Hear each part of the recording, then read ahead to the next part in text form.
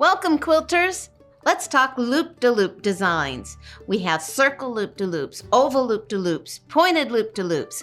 Today we're going to talk about pointed loop-de-loops.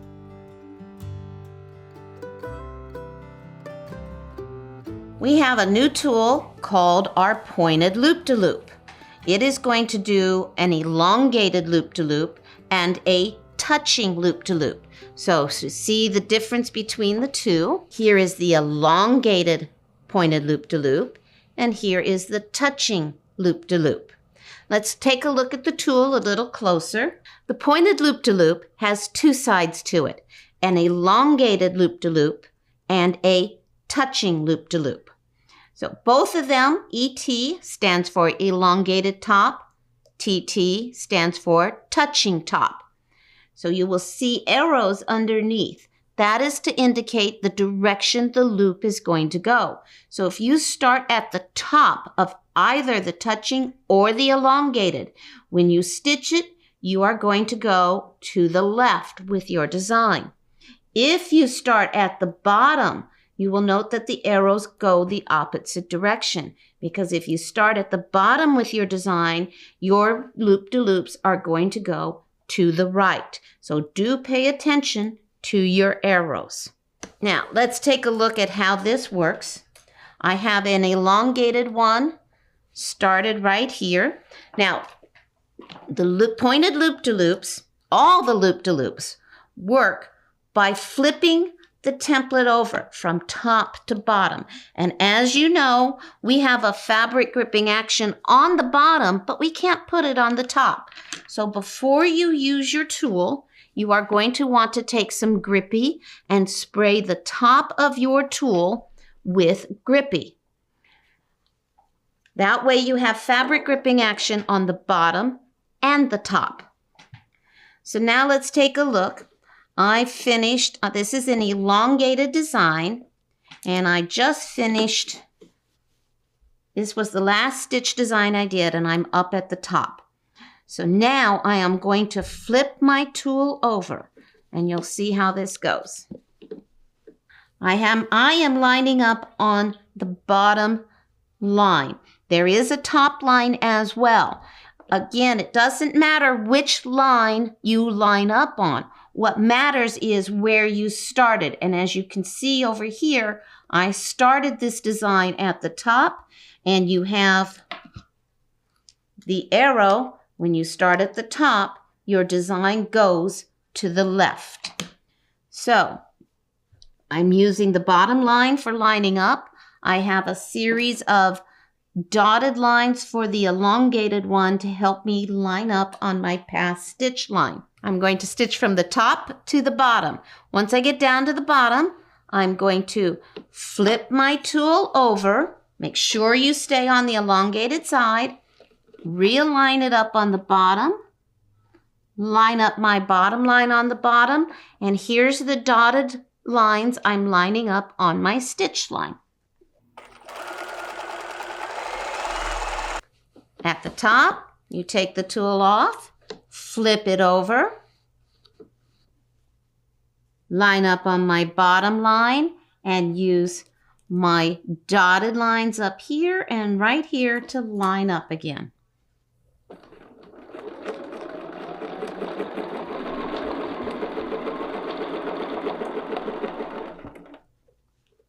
Now, if I want to finish my design from here, let's say I'm at the end of my border, then all I'm going to do is stitch up to the line and stop. And voila! I have an elongated pointed loop-de-loop. So let's talk real briefly about how we're going to start the tool. Let's stick with the elongated still. So I always start with the bottom touching my fabric. So if I do the elongated and I start at the top, I would be going to my left. But let's start at the bottom because I want to go to my right this time. And I'm still going to line up on the bottom. Now I can start my design on my points just like this, or I can start my design so that I have a full loop at the bottom. If I want this full loop, if I want just to start at the point, here, there you go, away you go, you're good to go. But if you want this full loop in your design, here's how you start it. You get yourself lined up, and you're going to start your design right here where it's crossing the design, where it crosses over, where the stitch lines are going to be lined up. Now note that it says I'm going that direction, so I've got this all worked out. I'm going to drop my thread. Let's bring up that bobbin thread. I'm going to drop my needle, tie off my knot. Now, I need to do this portion of the design.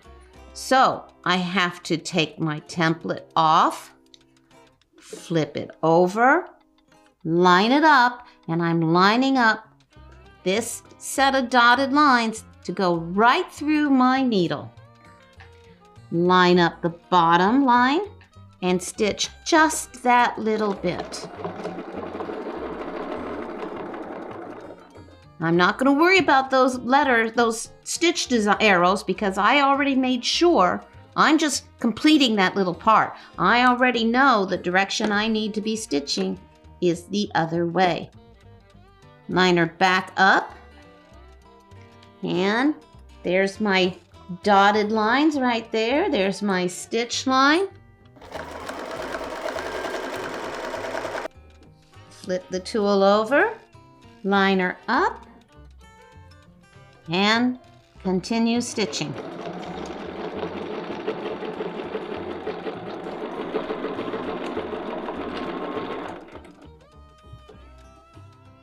And away you go. So those stitch arrows, these stitch arrows right here, apply when you can read everything, when you have the bottom of the template touching your fabric, not when you have the top of your template touching your fabric. So your template has to be right side up for those arrows to be accurate. Now let's take a look at the touching side. Now I tend personally to stitch from the using the bottom line. That's just a personal preference on my part. Do not feel like you have to do it from the bottom each time. T, the first letter, refers to touching versus elongated. Elongated versus touching. I've put a sample of the design so you don't get it messed up as well with the design, with the word letters. So if I'm going to do touching, I'm also going to start at the bottom. My arrow says I need to go from left to right. So once again, we have two options. I showed you how to start it with a full loop. Let's show you what it looks like with just a straight line. So I'm dropping my thread. I'm bringing up my bobbin thread. We're going to stitch from the bottom.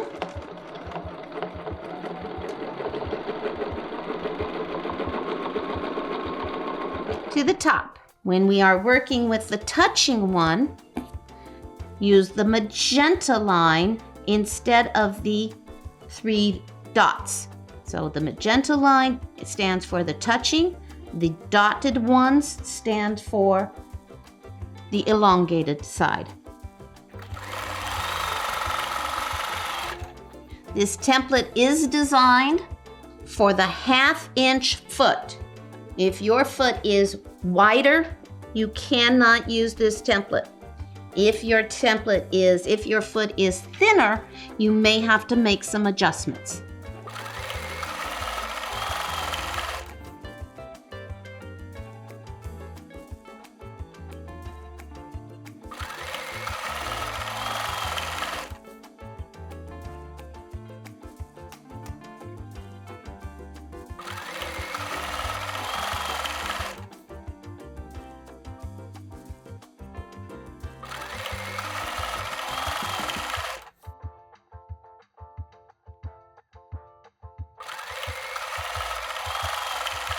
So now you can see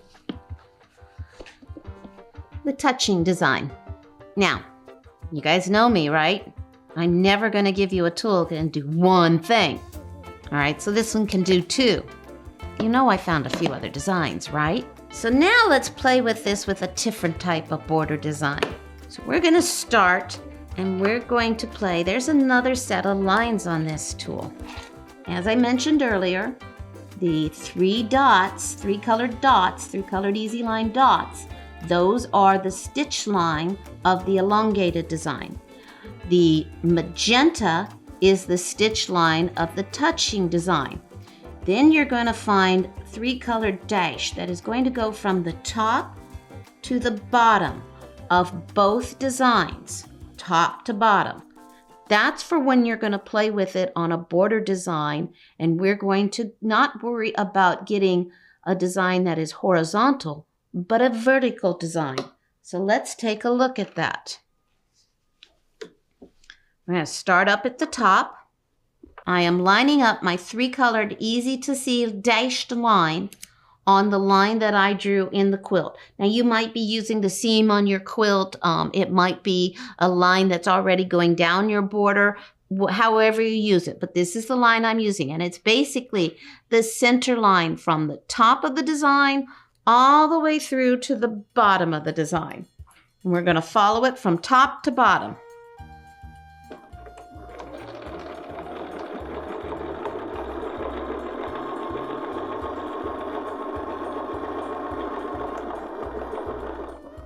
All right, I'm going to just whirl around or flip my design because this is a symmetrical design, so it really doesn't matter. But we're going to whirl it around, and again, starting at my top, stitch to my bottom.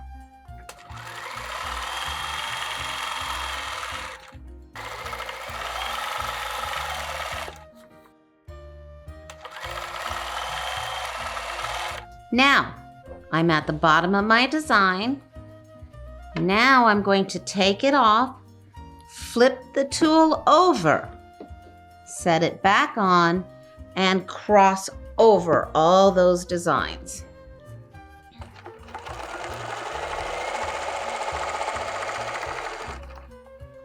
So don't forget, there are more than one type of flip. You can have a flip from left to right. You can have a flip from top to bottom. You can have a flip from front to back.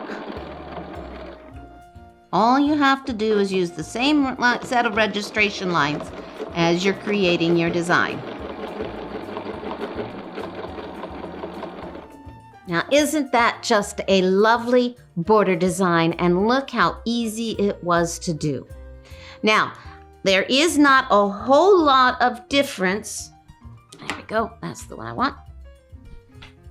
There is not a whole lot of difference between the elongated and the touching. There is a very, very slight difference when you do this as a border design this way. You can see here the difference between the two. So the only thing you really need to make sure is you use the same one as you're going down. But they're going to be the same height. They're going to be slightly different in how the diagonal crosses. But it is so slight, it is very difficult to tell which one is which. Now let's take a look at a block design.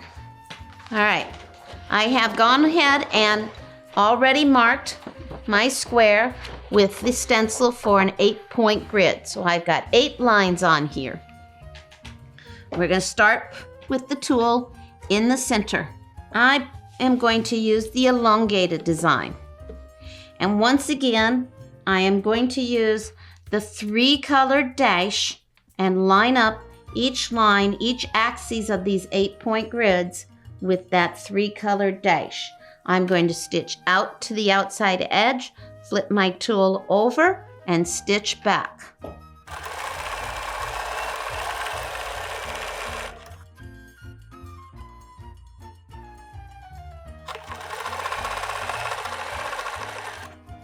I'm going to rotate my template to the next axis. This one is the diagonal, and do the same stitch.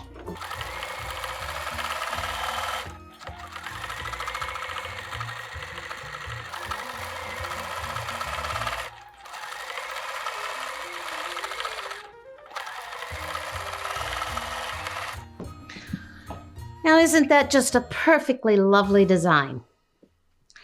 So the pointed leaf oval is available in all 3 thicknesses.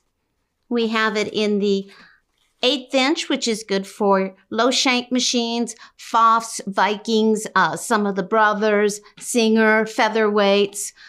The 3/16, some Jukies prefer, some home Jukies prefer 3/16.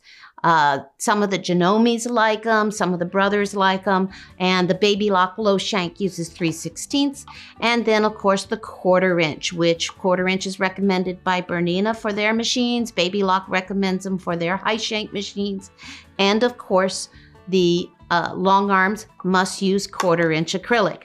So as you can see, the pointed leaf oval is going to give you lots of designs.